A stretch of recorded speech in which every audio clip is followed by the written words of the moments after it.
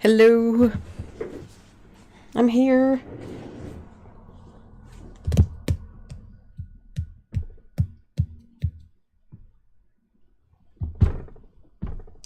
Sorry.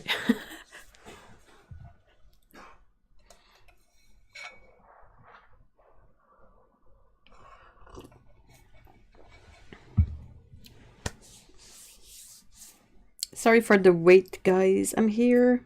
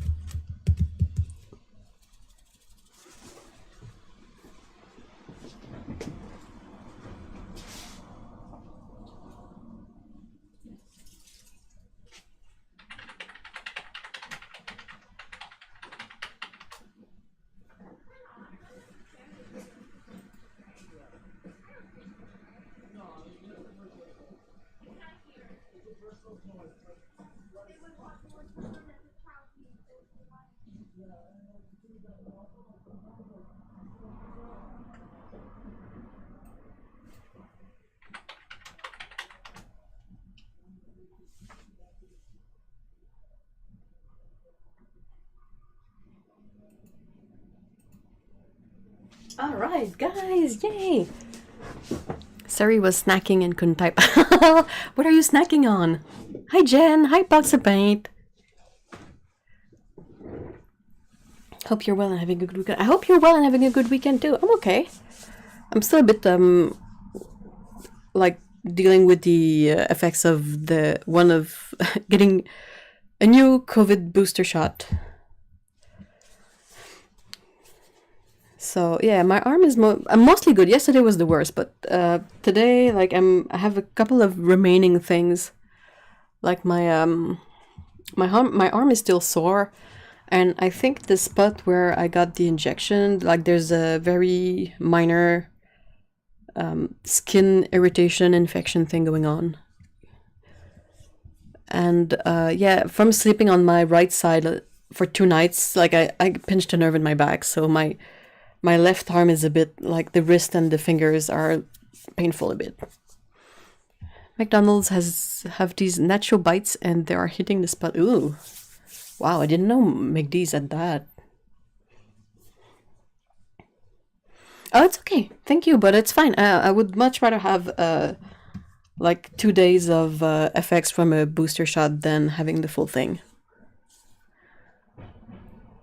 I'm still riled up because there's someone who lives on this block. Like it's an older man, and he's quite friendly and chatty, but he's also very into this conspiracies, anti-vax nonsense, and it just drives me up the wall. So I saw him Wednesday night, and I got my shot Thursday. So my mind's been on vaccine stuff a lot. I'm just so angry, and I think I had a dream like where I was mad at anti-vax people. So I'm just dealing with that, which is kind of funny in a way.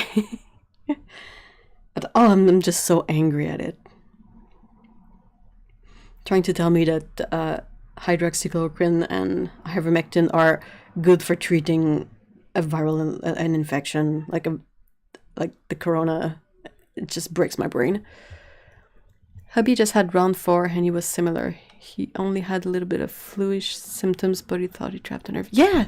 Oh my gosh, the same! Yeah, yesterday was very flu-ish, like being sore all over and headaches. It was hilarious because both me and Mystery got it at like the same time. So yesterday we were constantly making jokes that we were in a old folks home and making jokes that we were 98 and something because we would walk around very slowly and shuffling instead of actual walking. And every time we had to, crouch to grab a thing, we would make old people noise. It was kind of funny. Hey, Carolyn! It was 2-3 days of the shrapnel feeling and then nothing at all. Oh, interesting. Okay. Oh, man. It's just so weird because I keep feeling like I need to crack my fingers to get rid of the the feeling of the pain. Like the pain is not where the nerve is trapped mostly, because I know it's not the first time I trap a nerve and have these symptoms, but you know, when you get some painful fingers and wrist, it's not actually the wrist and the joints themselves, it's the nerve is trapped much higher up. So I keep trying to, like, want to crack my fingers to get rid of this weird tension feeling, and it's not actually the issue. Secretary, oh, I'm feeling rather okay. It's just a minor thing. It's because I got a COVID booster shot, like on Thursday. Yesterday was the worst. Like it's always kind of like a 24-hour light flu. Like a bit of this, a bit of that, a bit of fever, a bit of headaches, pains, but then it just, you know, it stops rather quickly.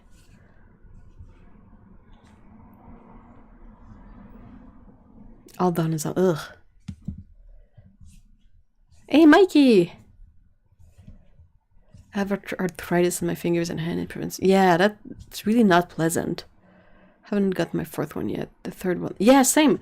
Well, when you guys say fourth one, you include the initial vaccine shot. Like, vaccine was number 1, then first booster number 2, second booster number 3, and third booster number 4, right? This is like my third booster, so I had the vaccine and 1, 2, 3 boosters. But yeah, the vaccine itself, I think, was the lesser. Vaccines were 1 and 2. Oh, really? Was it in 2 shots? I don't remember. I got poked. But yeah, so this is when I look at my vaccine passport, it's the 4th entry. Total of 4 for hubby, and I've had 2. But yeah, last one and this one, there was really a very flu-like day. But I mean, it's gone in 24 hours, so I can't really complain. Like, the actual COVID is not that easy breezy.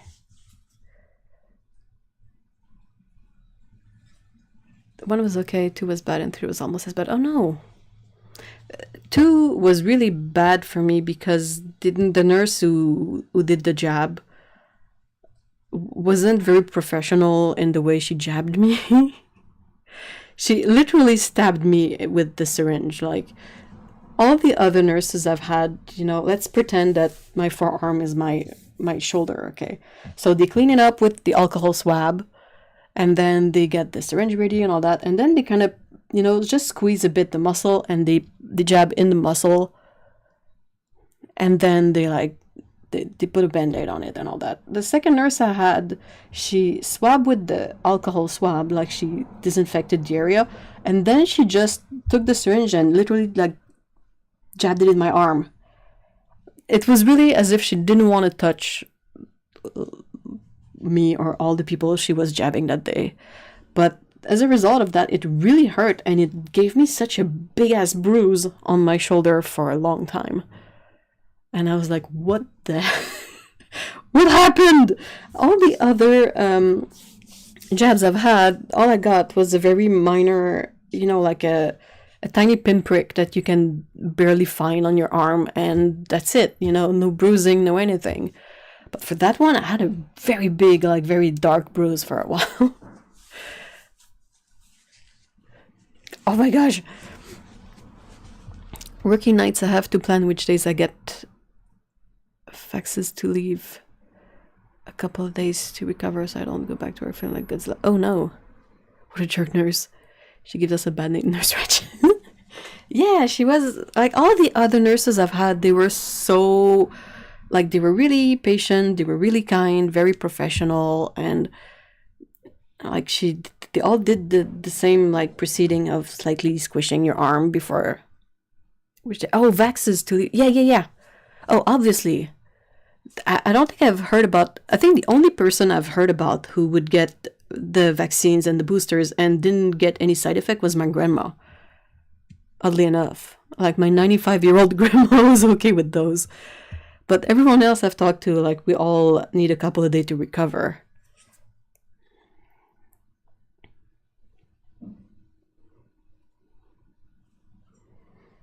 So yeah, Nurse Ratched, she also poked Mr. E, and she didn't like jabbed him as bad as she did me, but I was like, it was so weird.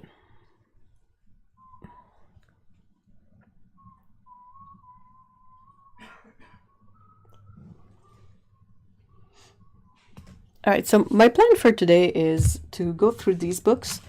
These are new books that my dad just brought me. I saw my dad earlier today, and he does a lot of dealings with used bookstores and booksellers, and he always keeps an eye out for art-related books. So whenever someone gets a drop of a couple of boxes of art-related books, he takes photo, he emails me and asks me, "Hey, is there any book in there that you are looking for?" And this is the selection. So yeah, it comes from a kind of sad place because often it's stuff from people who have passed, and in the process of clearing up their home, the relatives, they all put the books in boxes and they drop them at the used bookstore places. But at the same time, it gives these books another chance to be useful, so it's part good, part bad. So there's 1, 2, 3, 4, 5, 6, 7 books.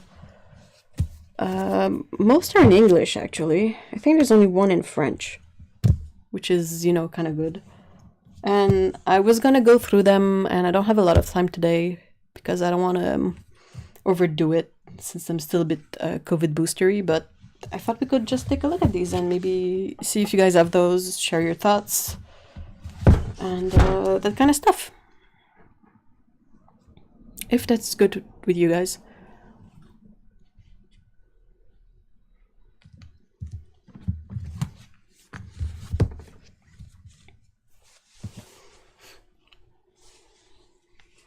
I'm all settled in and comfortable at home. Oh, that's great.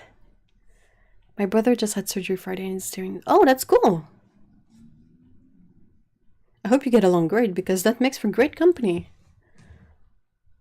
Sounds great. All right. I'll start with the French book because it's the first one in the pile. It was probably translated from an English book. So let's see. A quintet book, Mix Your Own Watercolors, 1995. This is the French edition from 2000. So yeah, it's basically a book. A book. I hear you about the sad part, but those people would most likely would love the book. Yeah, same. I mean, that's when I look at my ridiculous stash of books. That's what I think. Like, if eventually I have to either get rid of these books or they end up somewhere else, I would be delighted that someone sees the book and goes like, "Oh, I want to check that out. That sounds great," So yeah, I have quite a few books on color mixing and swatching, and I'm always very, very critical of them. I have another one. I don't know if I can find it quickly.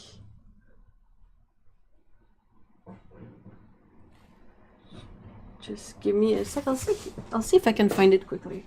Oh, there it is. Okay. So I'll mention this one after. But yeah, I'm very critical of them because often, sometimes they don't age that well, if that makes sense. Like, they will either use, like, as you can see, which page was it? This one? This is kind of a really ancient set. And I mean, it's beautiful, but the chances of finding a set like that, it's kind of void, it's like, that's beautiful, but it's like an antique, and it's not going to be the set I'm going to use to mix these colors, so...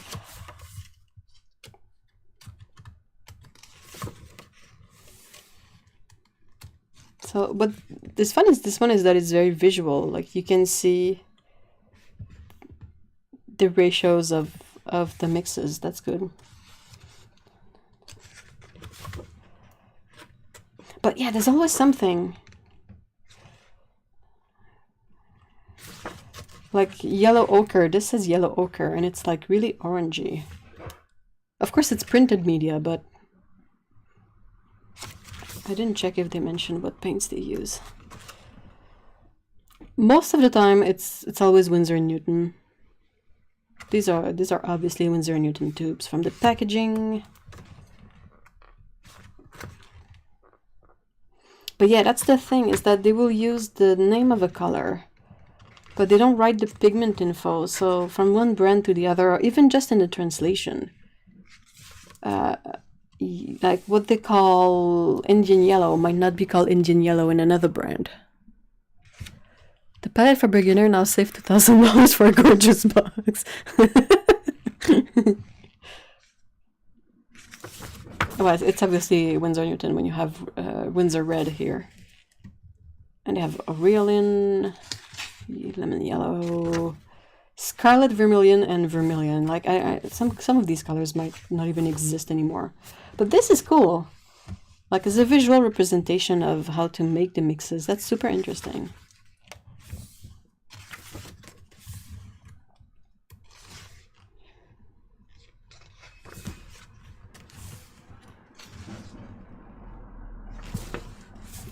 I really like it. I like that it's so visual, so you can sort of you know, kind of make do with whatever you have just by comparing the printed colors to swatches or something. You don't really have to use the names of the color or to try to find exactly those. Like, I don't even know what this color is. Madder purple or something? Is that even a color? I don't know what it is, but you know, you look at that and you go like, oh, that looks like my Perylene maroon or something. I have one somewhere with that ratio listing, and what is 1 part lemon yellow versus 1 part quin magenta. And then my brain fries got up in a loop. That's red, isn't that?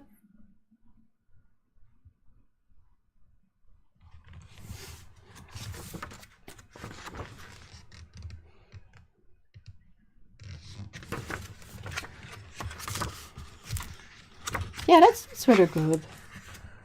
They never, ever, ever have magenta in these books, though. Like, I have seen a couple, and I've never really had one where they would mix magenta with something else. It's always this old school color palette. Maybe I should, you know, make my own book and be it all about magenta. But like this one. So this one is the same idea. It's the translation of an English book. The original book is titled The Watercolor Painter's Pocket Palette. Well, this one at least has permanent rose in there, but it's always the same thing. It's like, first of all, they always have red as a primary, like, red color, and it's they don't include the pigment info, so it's like a puzzle to get the proper reference and to convert whatever is in that book to stuff you can use, you know? Does that make sense? It's like, you see, okay, well, this is emerald green, but most of the paints that are translated by Vert Emerald, it's usually Viridian. And it's probably genuine because it's quite granulating, but like, it's because I know these colors. I cannot imagine being completely new to watercolor and not being completely overwhelmed. Like, this is leaf green. I don't even think that Winsor & Newton have a leaf green color. But yeah, same thing. they list the colors. They don't list the pigments, which would be the useful part, and then you kind of have to know what you're like, have a really substantial base of knowledge to be able to understand where these colors are from. And it's always the giveaways like Windsor Blue here, like, oh gee, I wonder. So which page had permanent rose? 31.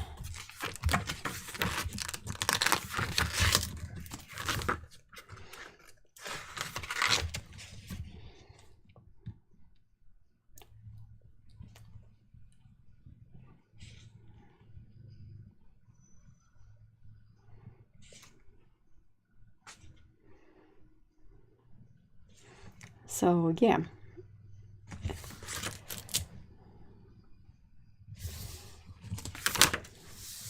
I need to like do the effort of working these, oh my gosh, mixing with Chinese white.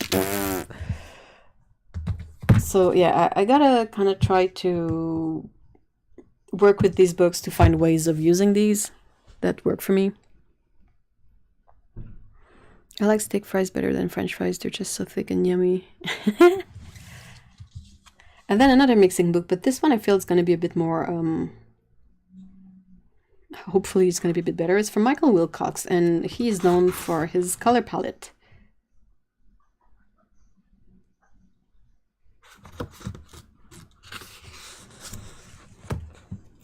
And here the thing is going to be that he uses his own paints for these.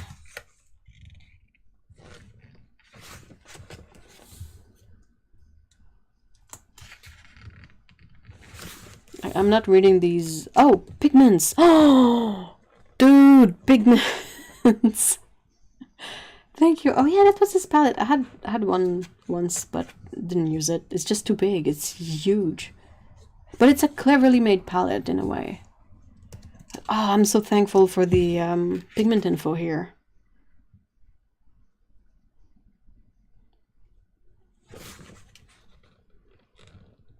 This is already so very useful. Wow, that doesn't look like PG-36 one bit.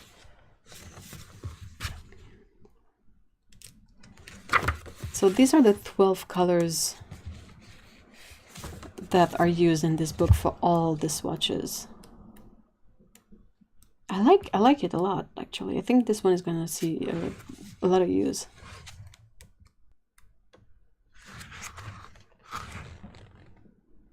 Violet red. Which color is the violet red? I think it's a PV19. Yes, it's a PV19. Yay, a magenta-ish color.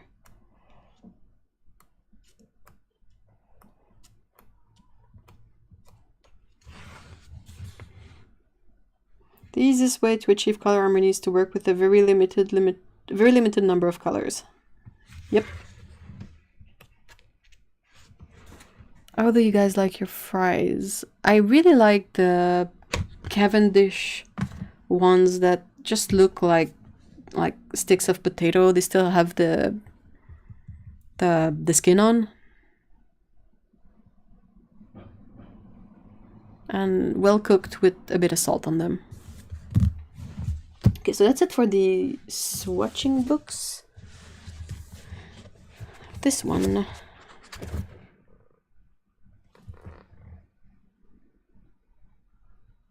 Okay. The Art of Pencil Drawing by Ernest W. Watson. Looks brand new. Paperback edition 1985. Wait, this book is from...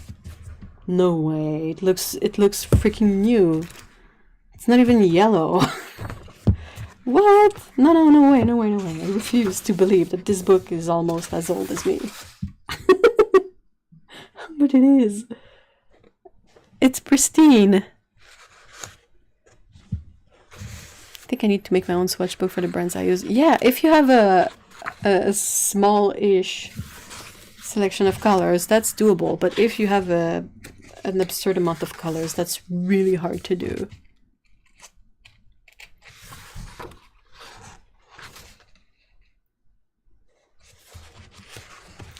So what I thought was interesting about this one is the way that the artist renders trees, actually, and maybe the rocks. But I saw a couple of images, and it's not about focusing on all the details. I don't know if you can see. I hope you can see. But it's still like masses and areas and chunks, and I felt that was super interesting and usable, if that makes sense. Like, I'm not very patient for rendering stuff, but this doesn't look exhaustively realistic, if you know what I mean. It still looks fun. Does that make sense?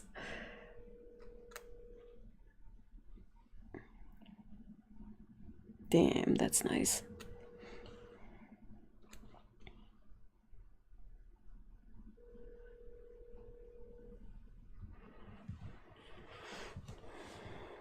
I discovered camp fries with dill on them years ago. They're so good. Fried sliced red potatoes. Camp fries? What's that? What makes them camp fries?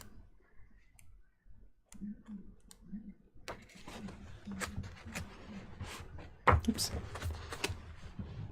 It's interesting value work that I feel could be useful in watercolor as well. A view of Cheddar, England. Nice.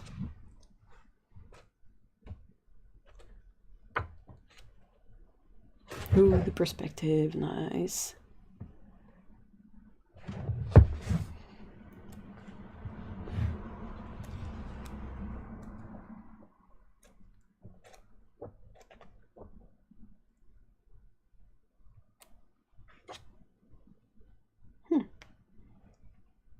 Man, these are nice.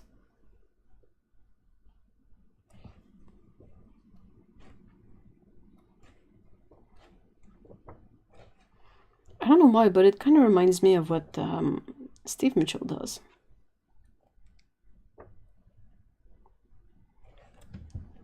Okay.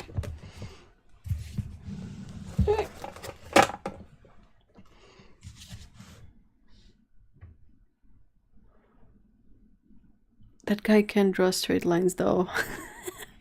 Well, he does, but that's a practice thing. Seriously. Like, he probably has filled sheets and sheets of just drawing straight lines, you know, trying to keep them parallel and straight.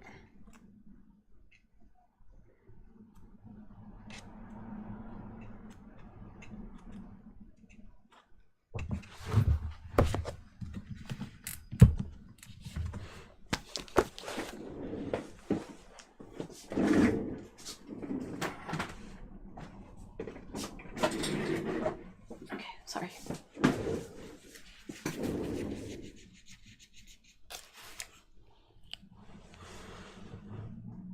I for a moment forgot it was bonfire night, and suddenly it's been one long stream. Oh, jeez. That's not great for people with PTSD. What the f... Just, there was a weird guy outside. I always just called them camp fries because we had a can of Lake Ontario and we would fish and then eat them with vegetable from the garden. Oh, nice. Oh, a camp off. Yeah, okay. First year without the puppy. Oh, and I was suddenly stressed, but the cats could give two poops about them. Oh, but that's sad. Sending hugs. Right, next book is I have to from Gordon Mackenzie. Weep weep. The Watercolorist's Essential Notebook, and then his book on landscapes. Gee, that person took really good care of their books. These are like, they look brand new. But this is a printing from 1999. Like, it's not exactly new, but it looks brand new. Oh, that's nice.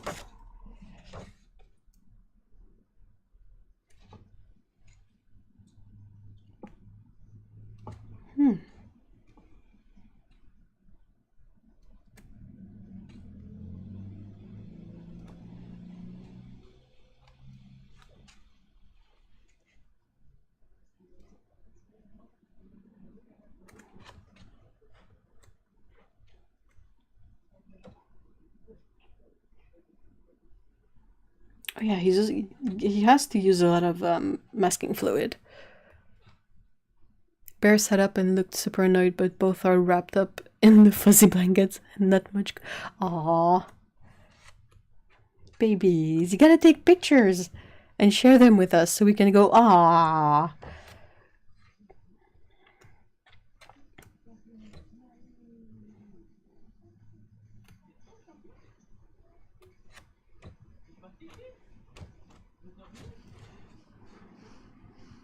Oh wow, wait.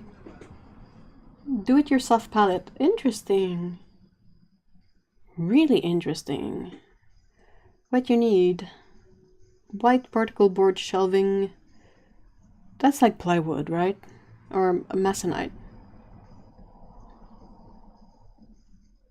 Edge molding. Varnish for wood molding. Tube of caulking.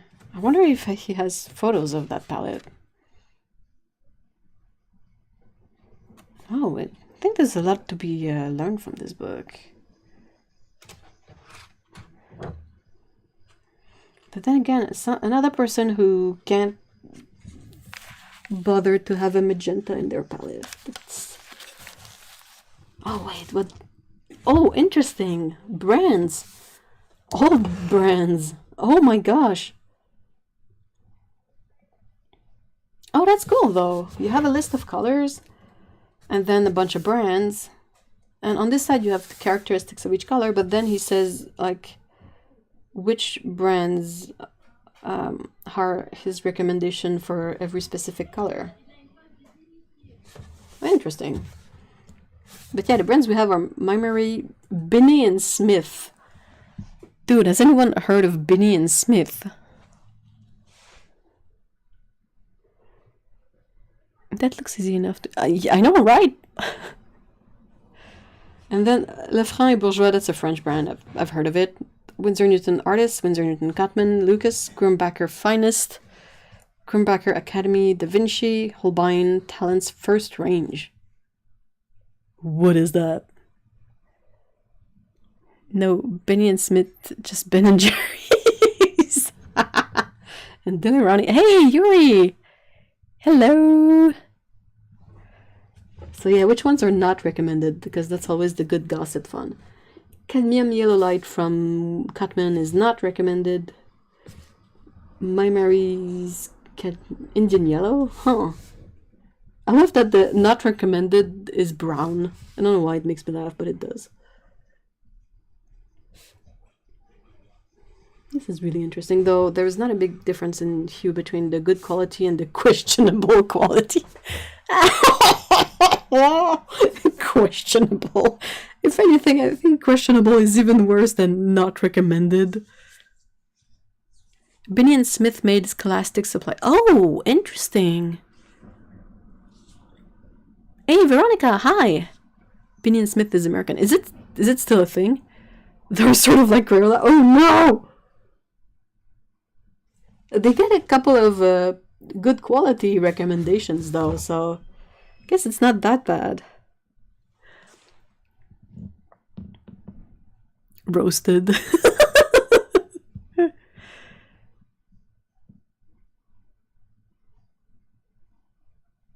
Oh no! Oh, Mikey!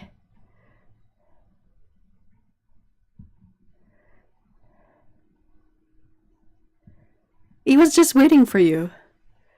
They might be like praying. Oh my gosh. Oh my god. The offending pigments that would compromise paint quality. Dude!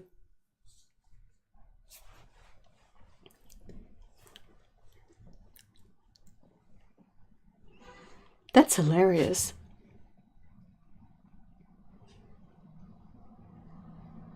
I don't necessarily agree with this interpretation of colors, but it still makes me laugh. Because this is, I guess that's basically like colors that are not light fast. It has PG8 on there. And here you have pigments to avoid and reliable pigments.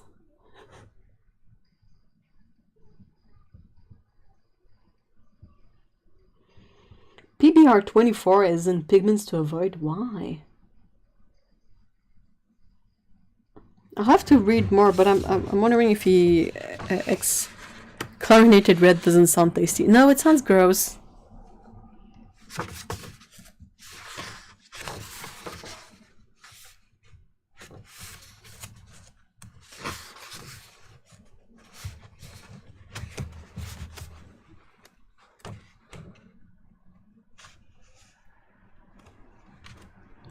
Oh.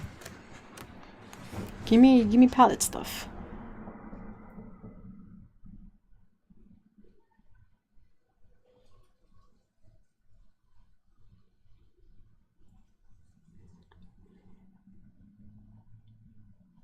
Hey, there's a permanent rose, guys. We win.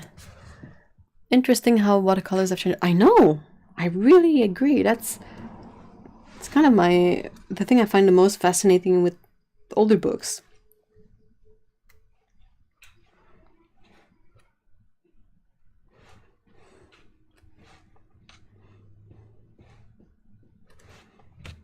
All right, well.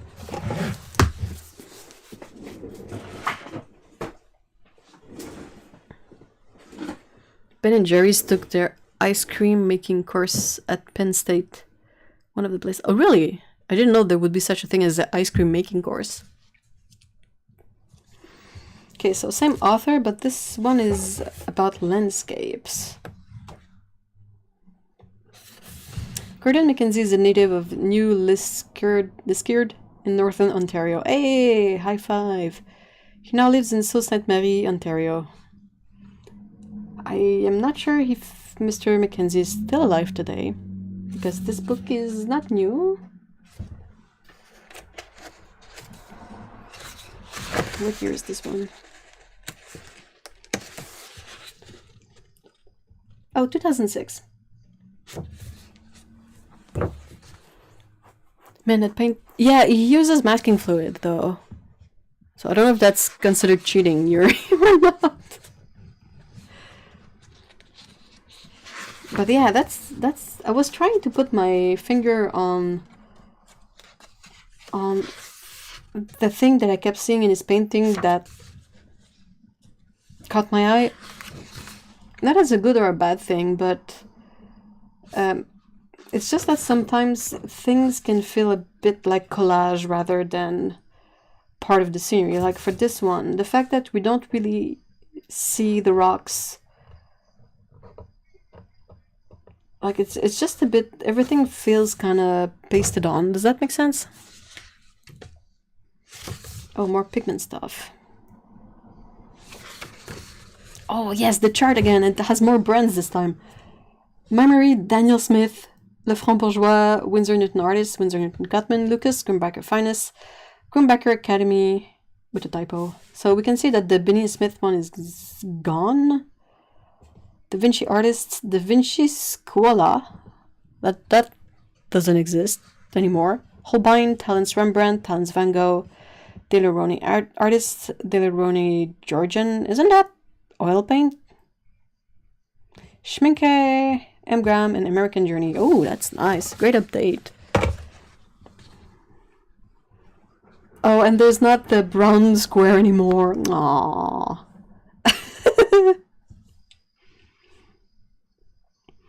Oh, damn. All the Daniel Smith colors are like excellent, very good, or good. No hot tea here. Damn it. Schminke has one not recommended, Indian Yellow. Why? Questionable. Oh, what is this one? Sap Green. Why? Oh my god, Holbein has a bunch of them. No.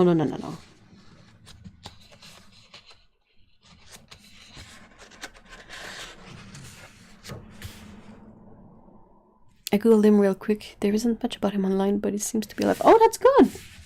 Much prefer that.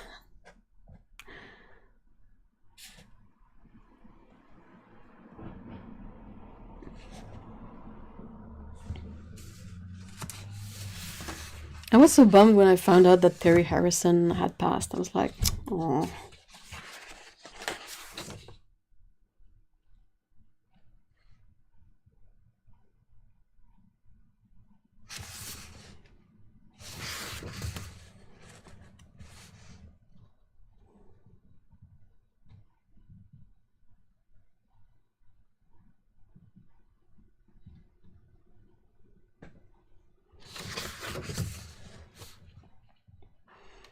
Oh man, graded washes are so hard to do.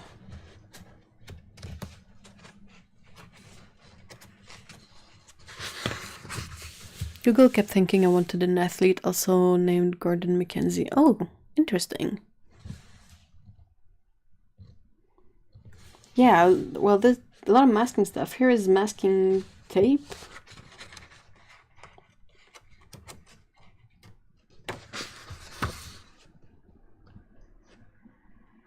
Painting with a sponge.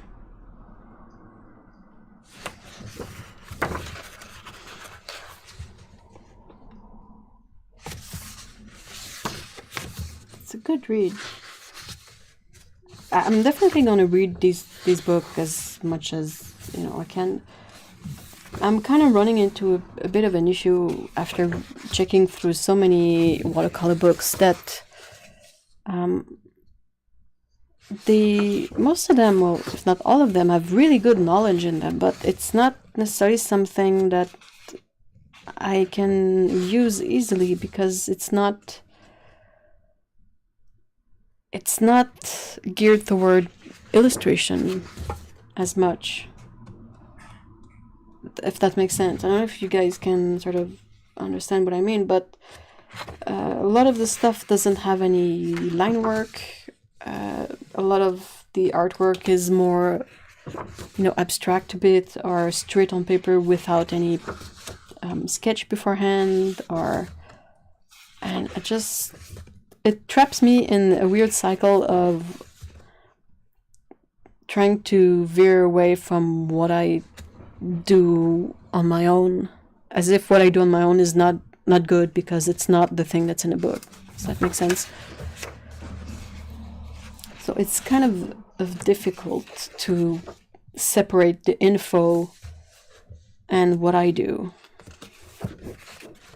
Because my brain is like, oh, if there's a book written about this, maybe that's what you should be doing, since that seems to work, and what you're doing is questionable. Right?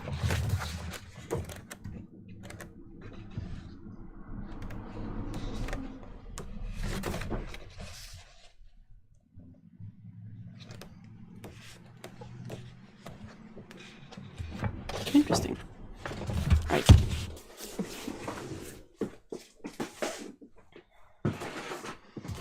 The two other books I have are not about painting exactly.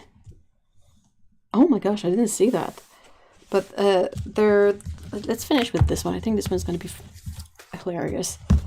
But no, I think this one I wasn't precise enough, and my dad gave me the book that was next to the one that I actually asked.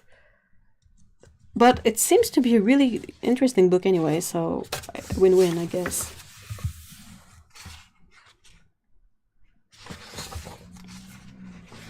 So it seems to be a book about sketching, but not necessarily just with, pencil. What is here? All sorts of color pencils, sponge, charcoal, pastels, masking tape, more pencil, various papers, nibs, watercolor pans, putty eraser, graphite stick. But it's a bit more gestural, and it's not about being super duper realistic, which I think would vibe better with me. Try looking at Claudia Nice spelling ink and watercolor books. I'll check it. Thank you so much, Holly. Hi, by the way. Do people sell books on the Discord? I think we have maybe a book section. I don't know, or we have a place where you can list your art supplies that you want to sell. So that might also work for that. Hold on, I need to write these names. I hope I have a... Of course I never do. someone with so many pens and pencils around, there's never one here. So, Claudia...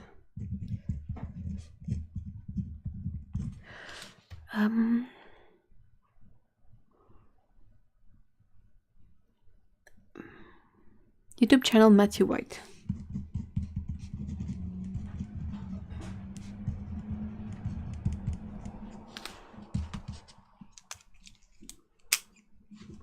I'll check it.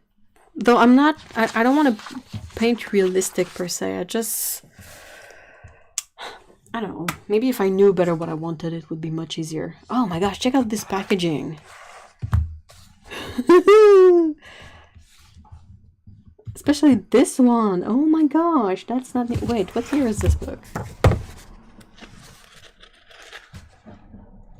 95. Hot damn, it looks new too. Well, not new, but yeah, wow. Look at this palette. That's just like the yeah, that's just like the Little Brownie has that, you know, the teeny tiny palette with the quarter pans in it. It looks exactly the same.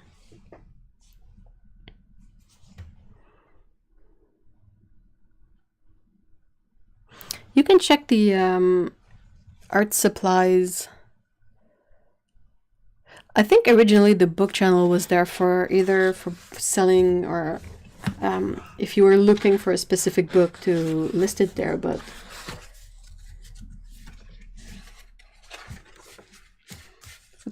isn't there a channel for art supply swap or something? You can put the book in there. It's okay. There is so much out there to try, so there's bound to be something you like to do that you haven't done yet. Yeah, but that's a trap. It just makes me want to try everything, and it just heightens the feeling that I'm good at nothing. Because I forget why I got into this originally. Like, I'm kind of an old artist at this point. So it's not necessarily about finding what I like as finding it again, if that makes sense.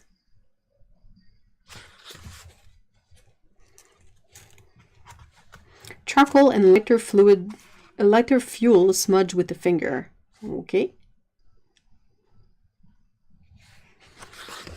Finger painting with watercolor. I did live drawing in college, and occasionally the teacher would be like, oh, bring, you know, something special, something different. And I brought ink and I did live model drawings with my fingers. It was a lot of fun.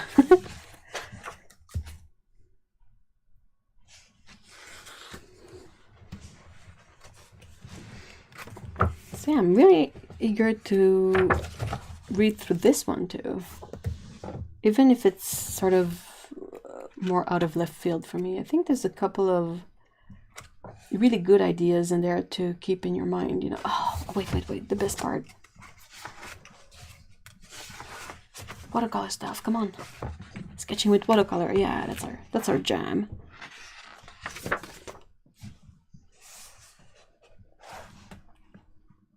That's really cool. This one is just mind-blowing.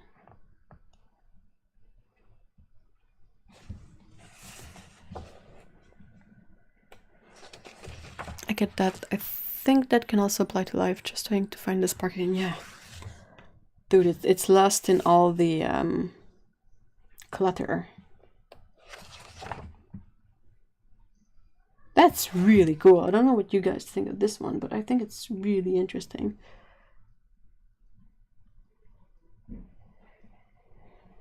It's basically just a bunch of scribbles, but it represents the shape so well. That's really cool too. I mean, this rendered part is completely not something that my brain can process.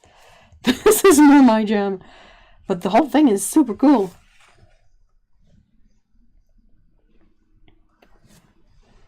It's kind of super expressive. I like it.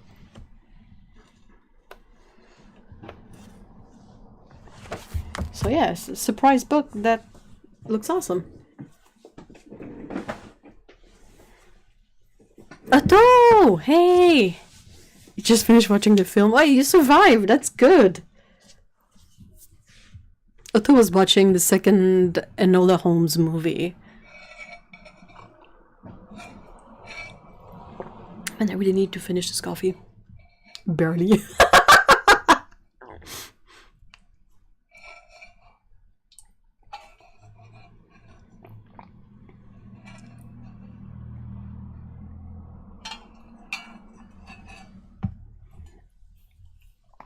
So I kept this book for last because of with the foreword by His Royal Highness the Prince of Wales, which I find hilarious. I don't know why. I couldn't explain it. It just cracks me up. Because, you know, the Prince of Wales is such a well-known painter. His opinion on you know, paint and paintings is so sought and so relevant. Okay. What year is this book again? Oh, 2000. Okay. I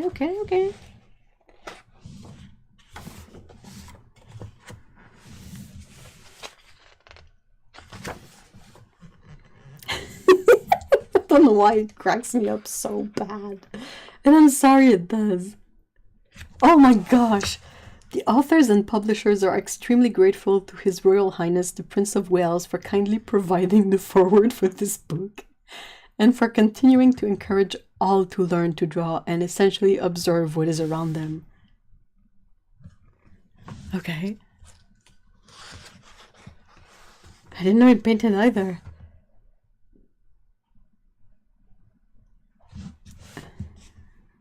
Oh yeah, that's Charles. Would have been relevant if this painting was from him, you know? Could have gone like, oh, the king paints, but no. Claudia Nice. Okay, cool. Thank you, Holly. Wherever I am, I always try to snatch a few peaceful moments to jot down my impressions of the landscape and places that I visit. Okay. Consequently, I know only too well the importance of the sketchbook and of the frustrating difficulties of making quick and fluent drawings. Dude, where's the Prince of Wales / King's or you know, book of art? That I would love to see.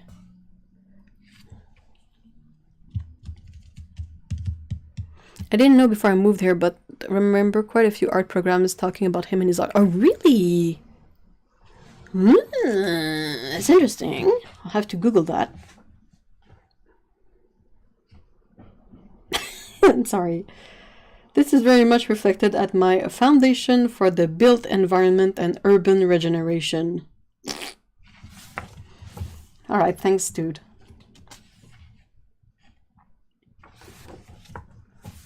Buying or making a sketchbook. Oh. Okay. I'm in.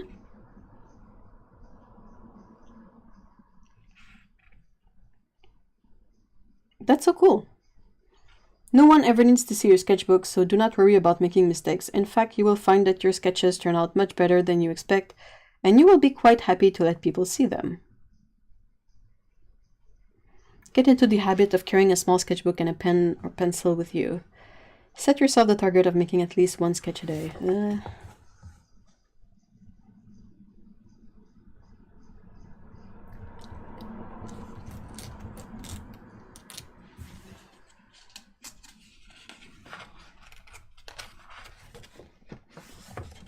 Oh, that one is really cool. It's kind of hard to see, but oh, the red underpainting is really interesting.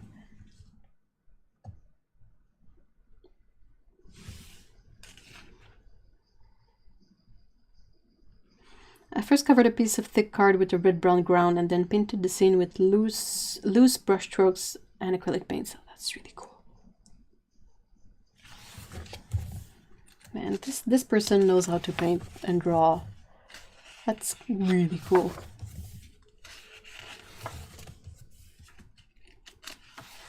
I wonder who Albany Wiseman is. I'll have to Google that too.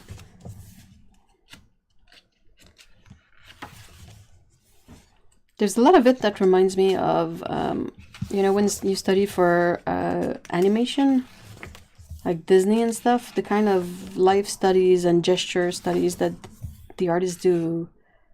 There's quite a lot in this that reminds me of that. Ugh. Wow, nice.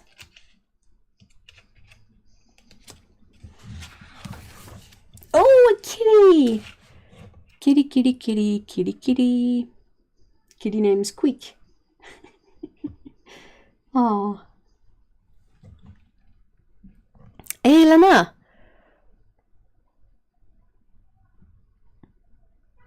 Hey, it's Tsukaboo. Hi, guys. Yeah, that's a good question, Otto. What spicy foods do you have lined up, Box of Paint?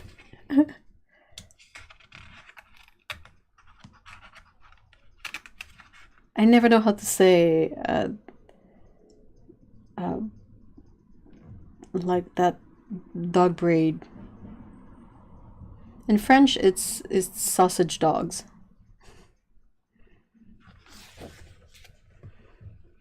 These studies are like just studies. Yeah. Yeah, that's really, really cool. It's really about the gesture and the pose rather than all the details. Also, you kind of have like this stuff here that's just what? Look at these.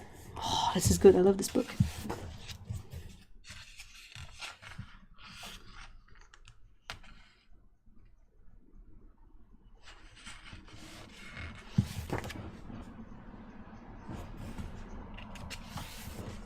Zoo animals.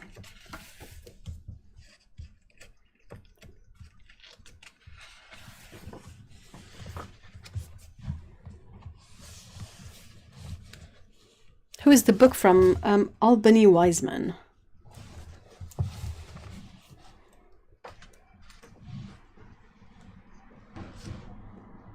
Dude, this person is incredibly skilled.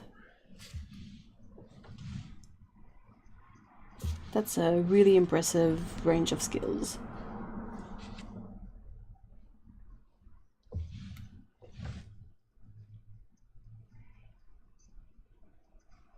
Damn. Damn.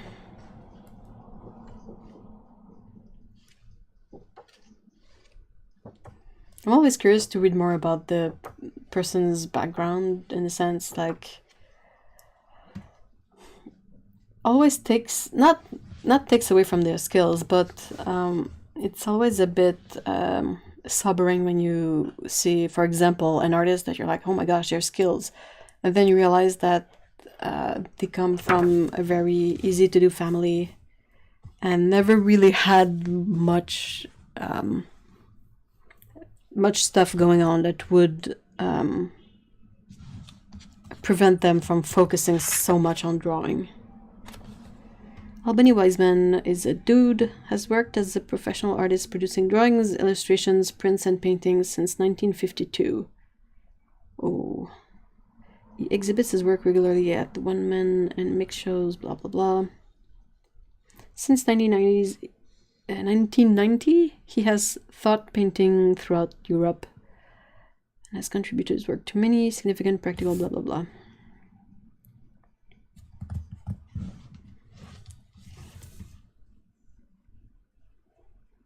Really interesting. These are really cool too. Look at that one. It's really good gestural study.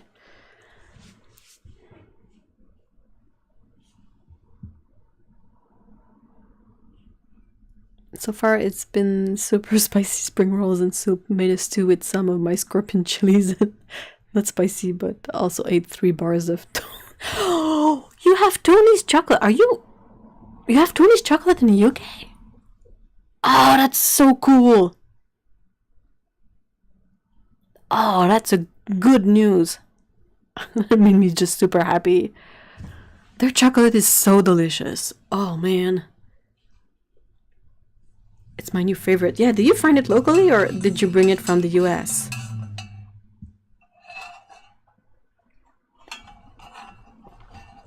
So first time I heard about Tony's chocolate was in the series called Rotten. They have an episode about chocolate and the issues with the production of chocolate. And there's a segment of that episode that is filmed at Tony's Chocolonely chocolate factory. And the whole point of Tony's chocolate is to source it properly and ethically and make good chocolate well, you know, something you can fully endorse. It is a bit pricey, but it is really, really freaking good. And usually it's pricier, but also instead of, you know, being pricier and being a smaller chocolate bar, which is what you usually see with fancy chocolate, their bars are like, what, 180 grams? And here they cost about $8, which when you think about it is a rather good price. My co-op has them little local. Oh, I'm glad.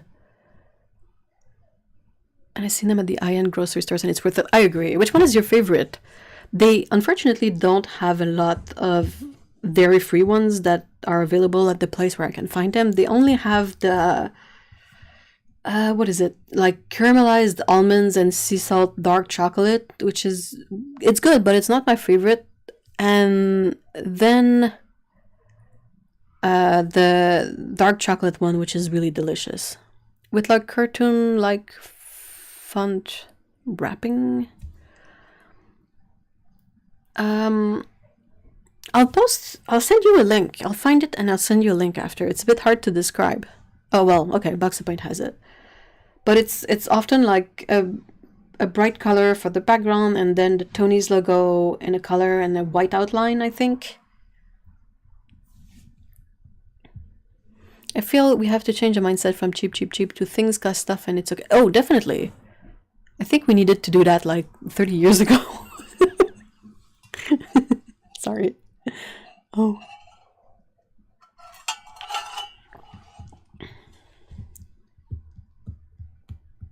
Oh man, but yeah, Tony's Chocolonely is delicious. I've like every time I get the opportunity, I try to gift it to people. Like I've bought some from Mr. E. I've sent some to my a local friend, like where for during the pandemic, I sent her a gift that was basically me ordering from the online store where I can find Tony's and having it sent to her.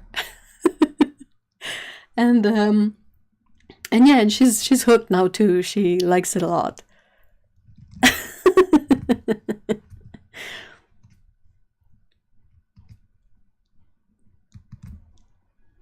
I wish Tony's was easier to get. I would fully endorse that. Like the cheap chocolate does the trick, but it doesn't feel great, you know. They are intentionally all wonky and not. I know, Mr. E hates that because he's always mad that they break like all sorts of way instead of being very orderly in the way they break. But I love it. Also, since it's a really thick, big bar, sometimes it can be quite a challenge to bite into a piece of the of the chocolate. But it's so good. Oh, it's delicious. They have for the holidays that are coming, like Christmas and all that. They have tree-shaped bars of chocolate, like ornaments. One is peppermint chocolate, and I don't remember what the other one is. Like something like gingerbread. And I'll just take a bite because I know I'm gonna finish it. But it's so hard. You need like really solid teeth to bite into it. And you're gonna probably smear chocolate all over your face trying to bite into it because of the awkward, you know, pattern.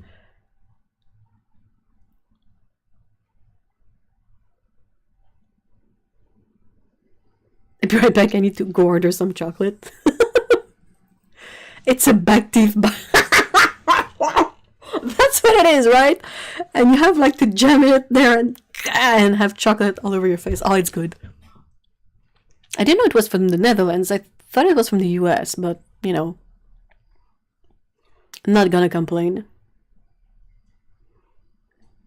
I like Gepa chocolate too, which is fair trade. Yeah, we have a couple of local sort of fair trade brand is called Cacao Camino. But I really like the Tonys. Their dark chocolate is just so freaking good.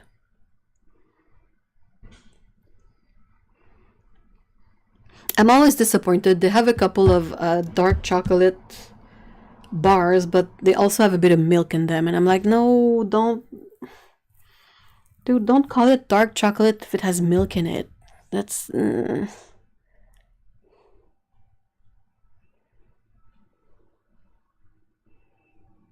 oh, but yeah, chocolate.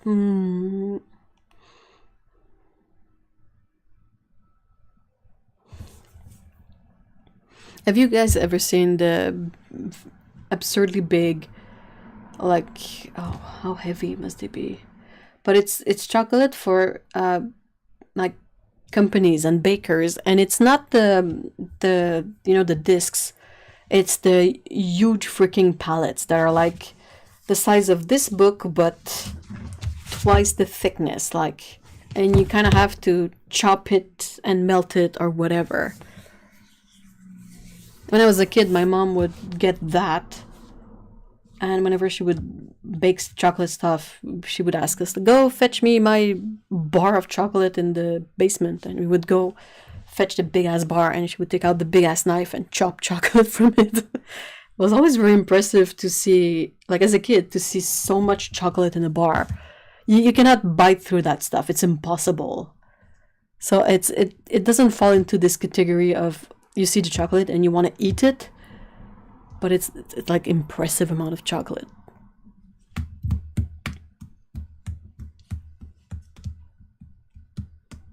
Oh, Tsukabu, that sucks. I hope it's gonna heal quickly and well. Alright guys, any other questions or things to mention? Like I said, today's gonna be a bit brief because more limited in spoons. Oh yeah, Baker's. Well, Baker's, that's the chunks, the box of chunks, right? My mom had Baker's chocolate in the cupboard, and I made that mistake more than.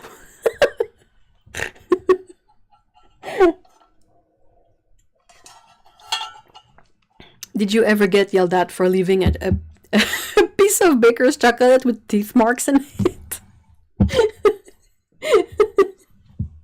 Oh, they also have the unsweetened one, and that's a mistake you don't do more than once as a kid. Like, oh, can I have a piece of it? And you bite it, and it's just so bitter. It's incredible.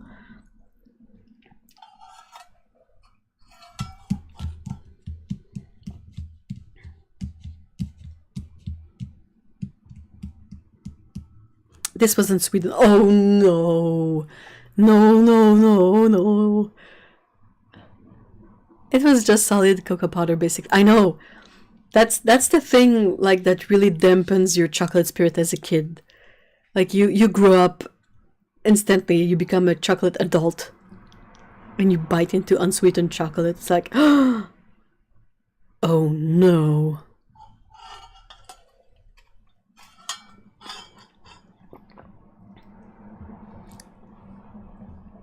So far, so good with recovery. I've only had to take Tylenol. Oh, that's good.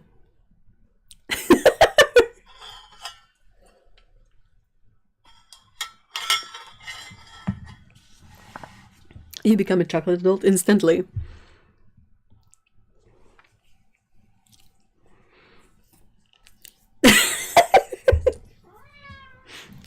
Hey, Tom! Allô? Ouais. Je sais. T'as bien des choses à dire.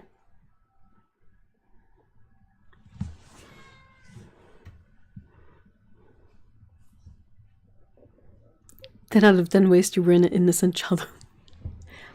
It's like, it's as if, like, as a kid, you were playing in an area, like, this big, and where all chocolate is awesome and amazing, and chocolate is always good. And then you bite into unsweetened chocolate and your world of chocolate becomes the size of this book, you know. And you gain instantly like a grand view of everything that can be related to chocolate. Well, the kitty is outside. That's one of the visiting kitties. It's not one of my kitties. That's Tom. Hey, Tom! Hold on.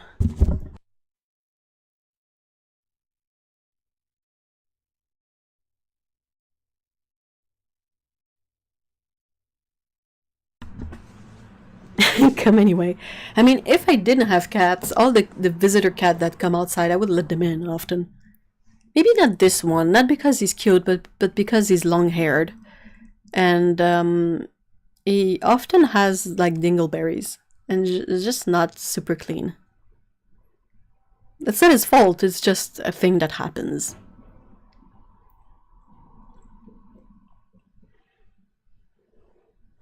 Was better than when I did the same thing to my great-grandmother's jaw.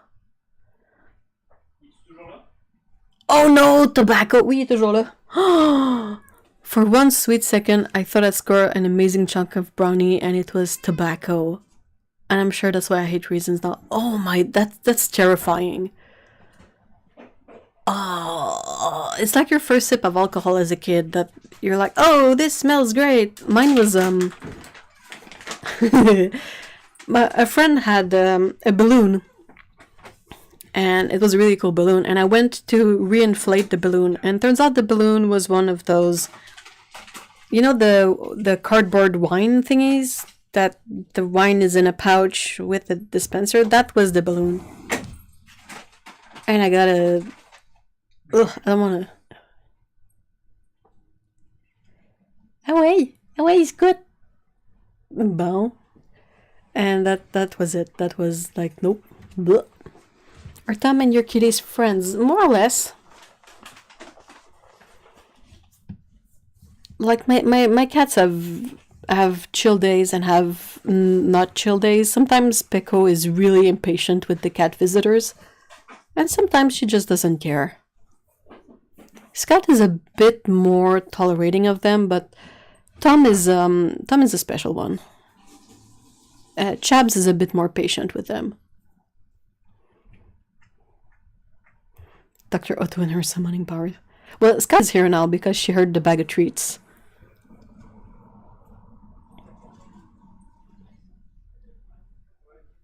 I'm so glad I didn't have your experience biting into the chewed tobacco. That sounds so freaking disgusting. I think a similar experience would be to be served cake, and it's one of those cake with alcohol in it. Like, my mom did a great tiramisu, but she would put so much amaretto in it, like way too much. And it would just ruin it. Alcohol is disgusting.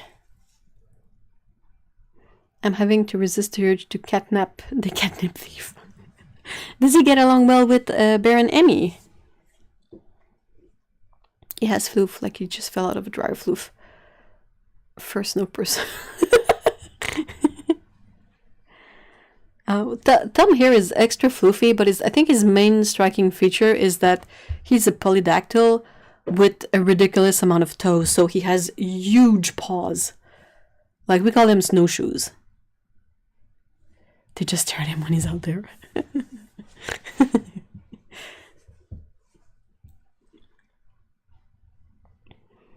Oh man, I think I'm due for Amy photos.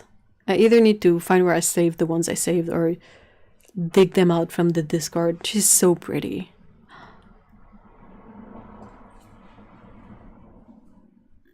One of my favorite adult cake is chocolate cake with coffee mixed in. I'm not like sea salt and caramel, I'm not sold on chocolate and coffee.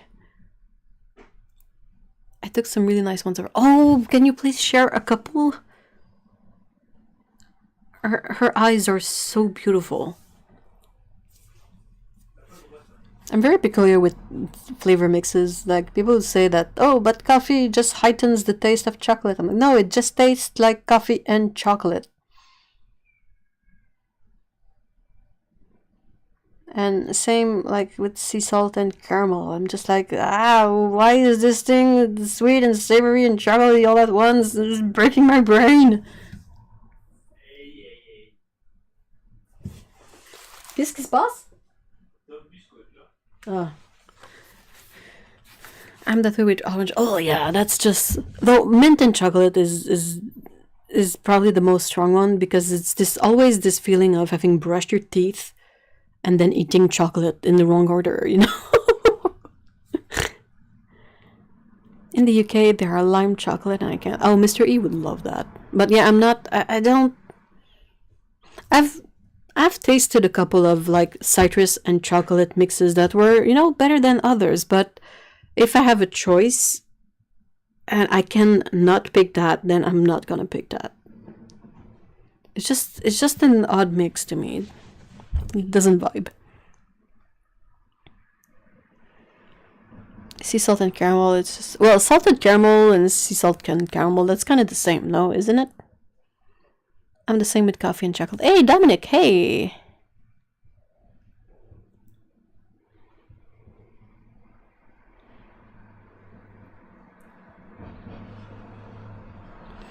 I'm not against a good chocolate and coffee flavored cake or something, but just when I find a recipe that's basically for a chocolate cake and they tell you to add coffee in it to heighten the taste, I just skip it. I would much rather have vanilla in there. I'll have to smash a Terry's chocolate orange, but not either. Oh, I know what you mean. I was able to smash one not too long ago, and I agree that it was super fun. You just go wham! I wish they made like the chocolate orange, but had a variant that doesn't have any orange in it. Because the presentation is super fun. Like it splits into these nice little quarters, and it's all portioned out, and it's super fun to break it. But then don't like the chocolate.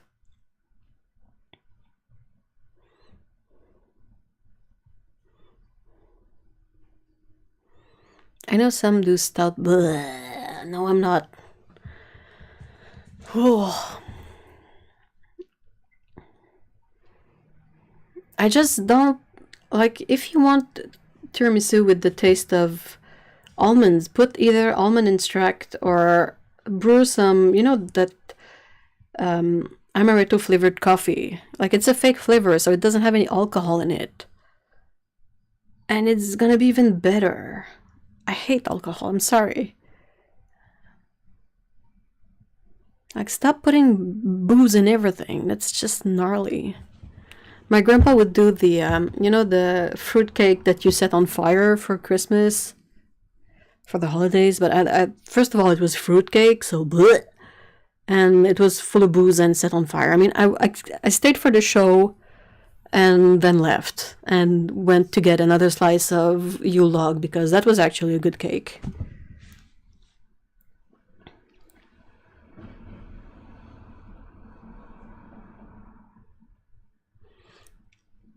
Oh, you have to go extreme with it. You have to like throw it on the floor. Put on some good heavy metal and just slam the orange on the floor.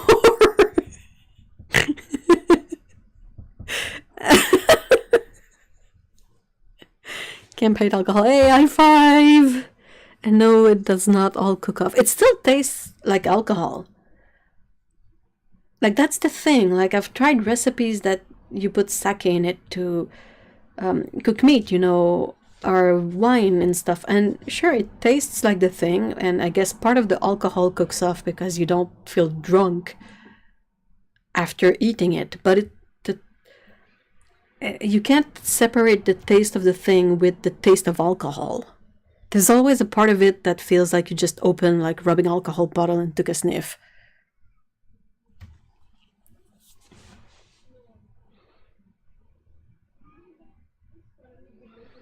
Not an alcohol finding though. The only time I liked it is when my mom and dad made a beer bread. Oh. Ugh. Blah, blah, blah. Alcohol. Ugh. How to spoil perfectly good stuff.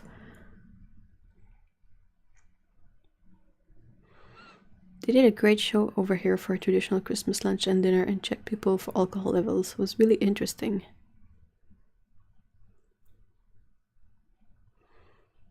I don't mind cooking with it for certain things. Like once a year, I want beer cheese soup. What is that? Number of waiters that argue with me that it all cook stuff. Would you like to call the ambulance? Because you're oh no. But you can use non-alcoholic food. Yeah, that's the whole thing. Like if you want, like same with the tiramisu. My mom, like she would very kindly make tiramisu for us to bring back when we would visit, and I really appreciated it. But she went so overboard with the amaretto, we had to ask her to just not put it in. Like, hey mom, can you please not put it in? Like neither one of us has much of a tolerance for it because we'd never drink. So like we would eat tiramisu and feel drunk afterwards. That was years ago, like back when I could eat dairy again. But it was so strong and just takes the fun away from it. I'm more a team add milk, cream cheese. Mostly people were over the limit but eating alone. Huh.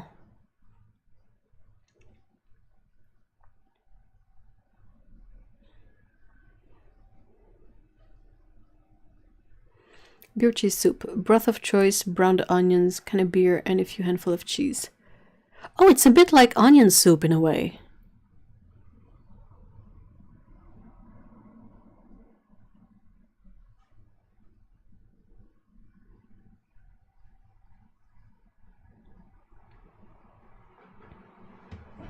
Alright, I'll have to end this. This is a super fun chat, but with more cheese. I guess that depends on the onion soup you you make, but damn,